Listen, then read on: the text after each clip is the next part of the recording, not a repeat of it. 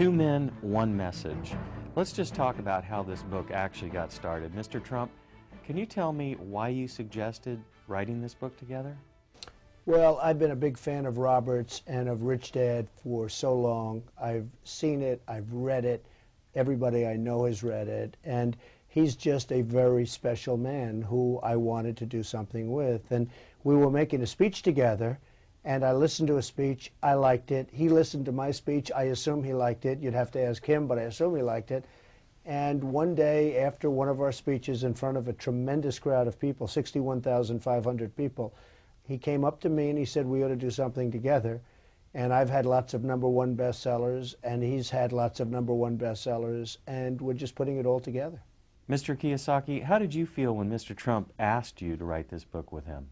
Well, he's right. When I listen to his talk, he always talks about think big. Mm-hmm. And when we said, let's write a book together, I had to think big. And that's what I had. It was beyond reality at that moment. So I would thank him for, sharing his celebrity with me. Beyond reality television. Yeah.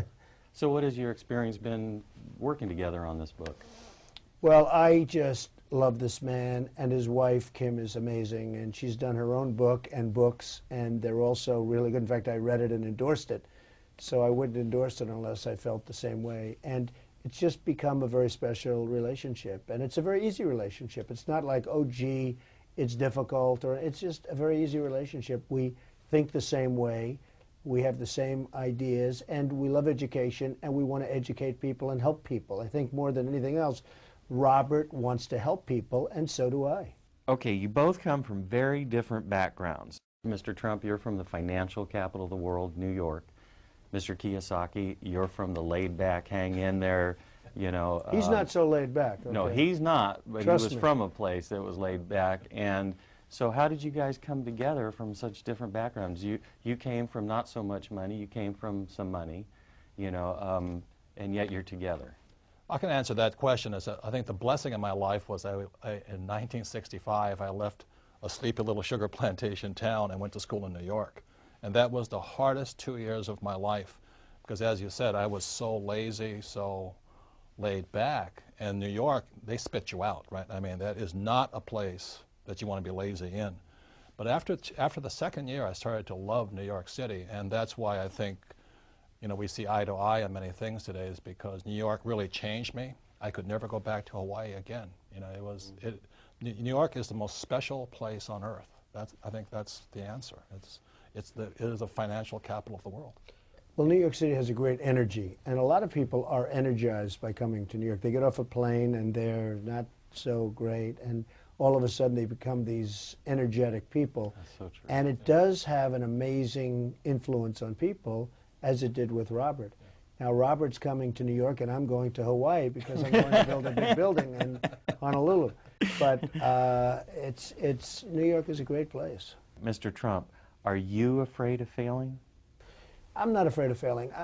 Life, you look and you turn on the newscasts every night, and you see thousands of people killed in earthquakes and tsunamis and hurricanes and all of the problems and wars that we shouldn't even be in, and lots of different things. And when you see all of the problems in the world, what is there to be afraid of? Mm-hmm. It doesn't matter. To a certain extent, it all doesn't matter.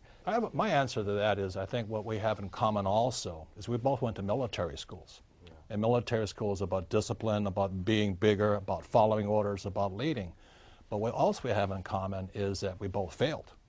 And he lost nearly $1 billion. I lost a lot of money. But it was paper. And I lost only lost $1 million. And I think what makes us better is when you wrote your book, The Art of the Deal, I was so impressed.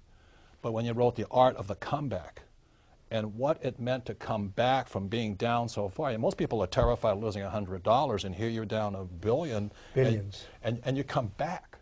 And I think that's what we have in common is once you've faced that much what everybody's afraid of.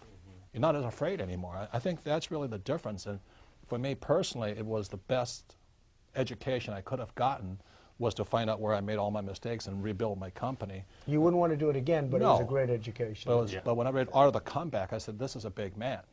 That's when my respect for him grew, because Art of the Deal you know, he's telling about his successes. But when he wrote Art of the Comeback, that's when you grew in my, my eyes, is because most people will not admit their mistakes. Well, Donald and I were very blessed that we both had rich dads. You know, my best friend's father was my rich dad. And financial education is more important than ever before. So I thank you for viewing this, and I wish you all the best of luck.